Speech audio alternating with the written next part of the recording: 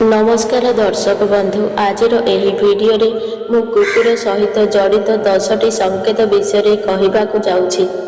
जदि आपण एही संकेत गुड़िक विषय जानिबा चाहती तेबे आपण निश्चित भाव में जानीपारे जे भविष्य में आपणकर भल समय ना खराब समय आसवाक जाऊँगी। जदि आपणकर भल समय आसवाक जाऊँगी तेबे एहा पूर्वरु जना पड़िजिबो। तेबे आपणक सहित किछि खराब हेबार अछि ताहा मध्य आगरु जना पड़िजिबो एवं आपण चाहिए किछि प्रतिकार मध्य करिपारिबे, जाहा फलरे आपणक अशुभत किछि मात्रा रे दूर होइजिबो। तेबे दर्शक बंधु एही भिडियोटी आपणक पाई गुरुत्वपूर्ण अटे। ता पूर्वर आपण मानकु अनुरोध भिडियोटी को शेष पर्यंत देखंतु एवं आम चैनल को सब्सक्राइब करंतु एवं कमेंट सेक्शन रे जय मां लक्ष्मी निश्चय लिखंतु। तेबे चलंतु सेही 10 कोटी संकेत विषय रे जानिबा। सेथि मध्यरु प्रथम संकेत हेउछि कुकुर को भोजन करिबा। जदि आपण प्रत्येक दिन कुकुर को किछि ना किछि खाइबा को देउछंती ताहार अर्थ हेउछि आपणक जीवन में अनेक गुड़िए संकट दूर हो जाइए। आपणक गृह रे सकारात्मक ऊर्जार संचार हेब। तेबे आपण जदि प्रत्येक दिन कुकुर को खाइबा को देउछंती तेबे एहा आपणक अनेक शुभ फल प्रदान करिथाए। प्रत्येक दिन कुकुर को किछि ना किछि खाइबा को देबा को हेबा आवश्यक, जहा द्वारा आपणक उपरकू आसुथिबा अनेक गुड़िए समस्या दूर हो जाइए। द्वितीय संकेत हेउछि यात्रा समय रे कुकुर भुकिबा। जदि कौनसी कार्य रे बाहर को जाउछंती जदि सेही समय रे कुकुर भुकिबाकू लागुछि एहा आपणक पाई अत्यंत शुभ संकेत होइथाए। तेबे दर्शक बंधु एहाको मु एथिपाई शुभ संकेत कहिली कारण कुकुर ही आसुथिबा प्रथम संकेत विषय रे जणाई देइथाए। आपण जदि केउ आड़े यात्रा करुछंती सेही समय रे कुकुर जोर जोर करी भुकिबाकू लागुछि तेबे आपण जानि नेबा उचित। जदि सेही समय रे आपण यात्रा करुछंती तेबे एहा आपणकू अशुभ फल प्रदान करे। सेथिपाई आपण पानी पी किछि समय अपेक्षा करि नियंतु, तापरे आपण यात्रा आरंभ करंतु। आपणक उपरकू आसुथिबा संकट निश्चित भाव में दूर होइजिबो। तृतीय संकेत हेउछि आपणकू देखि लांच हलाइबा। दर्शक बंधु आपण जानिछंती कि कुकुर सेतेबेले लांच हलाई थाए जेतेबेले से तार भल पाइबाकू देखैबाकू चाहि थाए।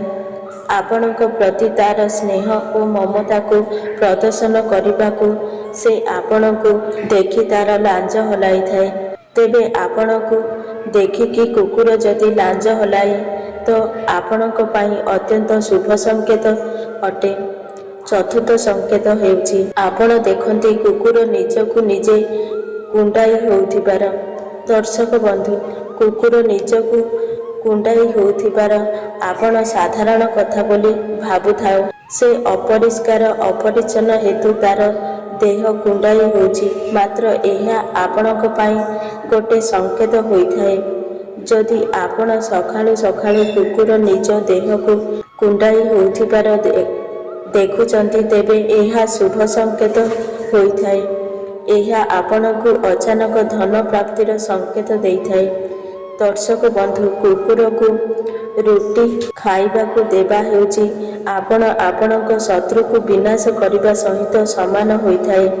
तेबे जदि आपण प्रत्येक दिन कुकुर को रुटी खाइबाकू देउछंती तेबे आपणक शत्रु प्रत्येक दिन कुकुर को रुटी खाइबाकू देउछंती तेबे आपणक शत्रु माने जदि आपणकर क्षति करिबाकू चाहुथांती सेमानकर समस्त चेष्टा मध्य विफल होइजिबो। तेणु आपण जदि प्रत्येक दिन कुकुर को रुटी खाइबाकू दियंती तेबे एहा द्वारा आपणकर लाभ होइथाए। षष्ठ संकेत हेउछि कुकुर जदि पाटिरे हाड़ कामुड़ी नेउथिबार आपण देखुचंती तेबे एहा आपणक पाई अत्यंत शुभ संकेत अटे। मात्र कुकुर जदि आपणक घरे ହାଡ଼ ପକାଇ ଦେଇଯାଏ। ଏହା ଆପଣଙ୍କ ପାଇଁ ଅଶୁଭ ସଂକେତ ହୋଇଥାଏ। ଏହା ଆପଣଙ୍କୁ ସଂକେତ ଦିଏ ଯେ ଆଗାମୀ ଭବିଷ୍ୟତରେ ଆପଣଙ୍କର ଧନହାନି ହେବାକୁ ଯାଉଛି। ଆପଣଙ୍କ ଉପରକୁ ଆର୍ଥିକ ସଙ୍କଟ ଆସିବାକୁ ଯାଉଛି। ତେବେ ଏପରି ପରିସ୍ଥିତିରେ ଆପଣ ଭୈରବଙ୍କର ପୂଜା କରିବା ଉଚିତ, ଯାହାଫଳରେ ଆପଣଙ୍କ ଉପରକୁ ଆସୁଥିବା ବିପଦ ଓ ସଙ୍କଟ ଦୂର ହୋଇଯିବ। ସପ୍ତମ ସଂକେତ ହେଉଛି କୁକୁରକୁ ପାଣି ପିଇବାର ଦେଖିବା। ଯଦି ଆପଣ କୌଣସି କୁକୁର ପାଣି ପିଉଥିବାର ଦେଖନ୍ତି ତେବେ ଏହା ଆପଣଙ୍କୁ ଶୁଭ ସଂକେତ ପ୍ରଦାନ କରିଥାଏ। ମାତ୍ର କୁକୁରଟି ପରିଷ୍କାର ପାଣି ପିଉଥାଏ ତେବେ ଏହା ଆପଣଙ୍କ ପାଇଁ ଅତ୍ୟନ୍ତ ଶୁଭ ସଂକେତ ହୋଇଥାଏ। ମାତ୍ର କୁକୁରଟି ଅପରିଷ୍କାର ପାଣି ପିଉଥିବାର ଦେଖନ୍ତି ତେବେ ଏହା ଆପଣଙ୍କ ପାଇଁ ଅଶୁଭ ସଂକେତ ପ୍ରଦାନ କରିଥାଏ ଏବଂ ଆପଣ ଆର୍ଥିକ ସଙ୍କଟ ଦେଇ ଗତି କରିବାର ଅଛି। ଅଷ୍ଟମ ସଂକେତ ହେଉଛି କୁକୁର କାନ୍ଦିବା। ଆପଣମାନେ ସମସ୍ତେ ଜାଣନ୍ତି, କୁକୁର କାନ୍ଦିବାକୁ ଆମେ ଅଶୁଭ ମାନିଥାଉ। ଏପରି ମଧ୍ୟ ମାନ୍ୟତା ରହିଛି ଯେ ଯାହାର ଘର ପାଖରେ କୁକୁର କାନ୍ଦିଥାଏ ତା ଘରେ ଏମିତିକି ମୃତ୍ୟୁ ହେବାର ସମ୍ଭାବନା ଅଛି। ମାତ୍ର ଦର୍ଶକ ବନ୍ଧୁ, ଆପଣମାନେ ଜାଣି ରଖିବା ଉଚିତ କି ସବୁ ସମୟରେ କୁକୁର କାନ୍ଦିବାର ଅଶୁଭ ହୋଇନଥାଏ। ବେଳେବେଳେ ଏପରି ହୋଇଥାଏ କୁକୁରଟି ଭୋକ ଲାଗିବା କାରଣରୁ ମଧ୍ୟ କାନ୍ଦିଥାଏ। ତ ତାହାର ଅର୍ଥ ନୁହେଁ ଯେ ଆପଣଙ୍କ ଉପରକୁ କିଛି ବିପଦ ଆସିବ। ତେଣୁ ଆପଣ ଯଦି ଦେଖୁଛନ୍ତି କୁକୁର କାନ୍ଦୁଛି, ଆପଣ କିଛି ନା କିଛି ଭୋଜନ କୁକୁରକୁ ଦେବା ଉଚିତ, ଯାହାଫଳରେ ତାର ଭୋକ ମେଣ୍ଟିଯିବ ଏବଂ ସେ କାନ୍ଦିବା ମଧ୍ୟ ବନ୍ଦ କରିଦେବ। ଏହା ବ୍ୟତୀତ ଯଦି ଆପଣ କୌଣସି ଭୋକିଲା ପ୍ରାଣୀକୁ ଖାଦ୍ୟ ଦିଅନ୍ତି, ଆପଣଙ୍କୁ ସେହି ପ୍ରାଣୀର ଏବଂ ଭଗବାନଙ୍କର ଆଶୀର୍ବାଦ ପ୍ରାପ୍ତ ହୋଇଥାଏ, ଯାହାଫଳରେ ଆପଣଙ୍କ ଉପରକୁ ଆସିବାକୁ ଥିବା ବିପଦ ମଧ୍ୟ ଟଳି ଯାଇଥାଏ। ତେଣୁ ଆପଣ ସର୍ବଦା ଭୋକିଲା ପ୍ରାଣୀକୁ ଭୋଜନ ଦେବା ଉଚିତ। ନବମ ସଂକେତ ହେଉଛି କୁକୁର ଆପଣଙ୍କ ଘରେ ତାର ପିଲା ଜନ୍ମ କରିବା। ଯଦି କୁକୁର ଆପଣଙ୍କ ଘରେ ତାର ପିଲା ଜନ୍ମ କରେ ତେବେ ଆପଣ ତାକୁ କେବେ ବି ତଡ଼ି ଦିଅନ୍ତୁ ନାହିଁ। ଏହା ଆପଣଙ୍କୁ ସଂକେତ ଦେଇଥାଏ ଆପଣଙ୍କର ଭଲ ସମୟ ଆସିବାକୁ ଯାଉଛି ଏବଂ ଯେଉଁଠାରେ କୁକୁର ତାର ପିଲା ଜନ୍ମ କରିଥାଏ ସେଠାରେ ସକାରାତ୍ମକ ଉର୍ଜା ଅଧିକ ମାତ୍ରାରେ ଥାଏ।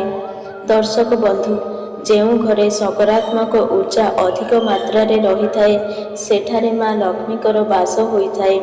ସେହି ଘରେ ଧନ ଧାନ୍ୟ ସୁଖ ସମୃଦ୍ଧି ବାସ ହୋଇଥାଏ। ସେଥିପାଇଁ ଗୃହରେ ସକାରାତ୍ମକ ଉର୍ଜା ରଖିବା ଜରୁରୀ ହୋଇଥାଏ।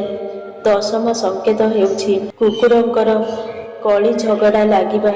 ଯଦି କୁକୁରମାନେ ଲଢ଼େଇ କରୁଥିବାର ଆପଣ ସକାଳୁ ସକାଳୁ ଦେଖନ୍ତି, ଏହା ଅତ୍ୟନ୍ତ ଅଶୁଭ ହୋଇଥାଏ।